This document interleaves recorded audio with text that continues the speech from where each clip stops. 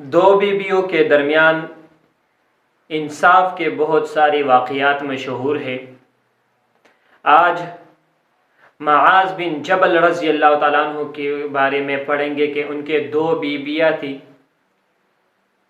تو انصاف دیکھتے ہیں کہ معاذ بن جبل رضی اللہ تعالیٰ عنہ کیسے انصاف کرتے تھے۔ تو حضرت یحییٰ بن سعید رحمۃ اللہ علیہ فرماتے ہیں کہ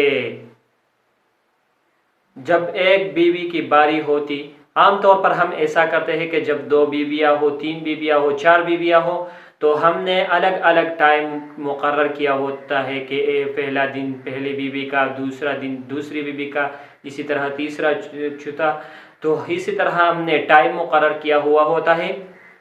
تو جب معاذ بن جبل رضی اللہ تعالیٰ عنہ پہلی بیوی کے باری میں ہوتے اور اسی کے پاس ہوتے، تو دوسری بیوی کے گھر میں وضو بھی نہیں کرتے تھے، اتنا احتیاط، اتنا انصاف کرتے تھے۔ اور حضرت یحییٰ رضی اللہ تعالیٰ عنہ کہتے ہیں کہ جب پہلی بیوی کی باری ہوتی تو دوسری بیوی کے گھر سے پانی تک نہیں پیتے تھے۔ یہ دو روایتیں نقل ہے حضرت معاذ بن جبل رضی اللہ تعالیٰ عنہ کے بارے میں۔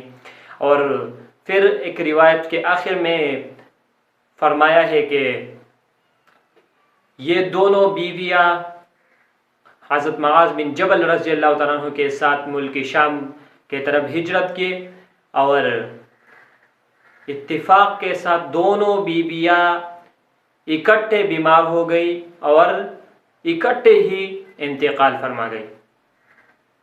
دونوں بیویاں اکٹھے بیمار اور اکٹھے وفات۔ اب لوگ اس بارے میں مشغول ہو گئے کہ کیا کریں، تو لوگوں نے ایک ہی قبر میں دونوں کو تدفین کیا۔ لیکن معاذ بن جبل رضی اللہ تعالیٰ عنہ کو دیکھیے، وہ کیا کہتے ہیں، وہ یہ دیکھتے ہیں، وہ یہ بات سوچتے ہیں کہ پہلے کون سی بیوی کو زمین میں رکھے، قبر میں رکھے۔ تو اتنا احتیاط کرتے تھے ہمارے صحابہ۔ اور ہم نے اپنے اکابرین کے تاریخ پر تھوڑا سا غور کرنا ہے، تو تاریخ میں بھی یہ آپ کو ملے گا کہ ہمارے بزرگان دین، ہمارے اسلاف نے کتنا احتیاط کیا ہے۔ ایک بزرگ کے بارے میں آتا ہے کہ وہ جب جوتیاں وغیرہ خریدتا تھا تو دو ہی خریدنے ہوتے تھے، تو ایک ڈبہ اور دوسرا ڈبہ، ایک جوتی اس میں رکھتے تھے اور دوسرے ڈبے کے ایک جوتی کو اسی میں رکھتے تھے، یعنی دونوں رد و بدل کرتے تھے اس میں، اور دونوں ڈبوں کو ایک ساتھ گھر لے آتے تھے۔